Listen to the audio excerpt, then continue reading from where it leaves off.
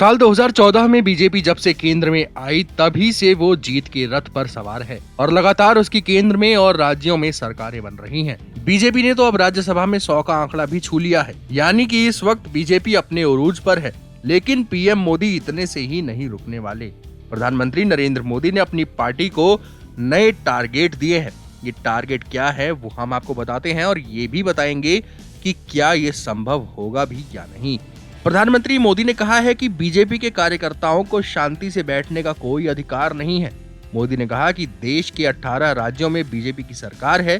BJP के पास 1300 से ज्यादा विधायक हैं और 400 से ज्यादा सांसद हैं। पीएम मोदी ने कहा कि आजादी के इस अमृत काल में देश में बड़े लक्ष्यों पर काम हो रहा है। तब ऐसे में हमें कुछ और बातें भी याद रखनी जरूरी हैं। बीजेपी कार्यकर्ता होने के नाते चैन से बैठने का उन्हें कोई हक नहीं है और कोई अधिकार भी नहीं है। आपको बता दें कि प्रधानमंत्री ने यह बातें जयपुर में आयोजित बीजेपी की बैठक में कही थी। साथ ही पीएम मोदी ने कहा कि बीजेपी कार्यकर्ता को अगले 25 सालों को ध्यान में रखकर तैयारी करनी चाहिए। प्रधानमंत्री की माने तो पूरी दुनिया इस वक्त भारत की तरफ बड़ी उम्मीदों के साथ देख रही है।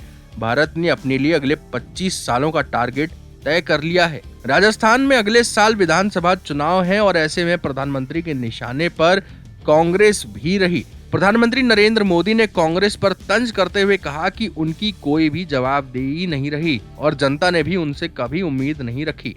साल 2014 के बाद बीजेपी देश को निराशा के दौर से बाहर लेकर आई।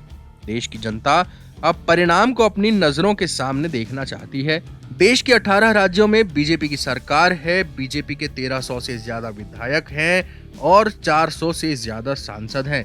इन सभी सफलताओं को देखकर कोई यह सोच सकता है कि अब काफी हो गया, लेकिन पीएम मोदी ने अपने कार्यकर्ताओं से चैन से न बैठने की बात कही है। प्रधानमंत्री ने बीजेपी के कार्यकर्ताओं को टारगेट दिया है कि पार्टी को इससे ज्यादा फैलाना है और इसके लिए वो अगले 25 सालों को ध्यान में रखकर काम करें। Times of Bharat digital originals की रिपोर्ट।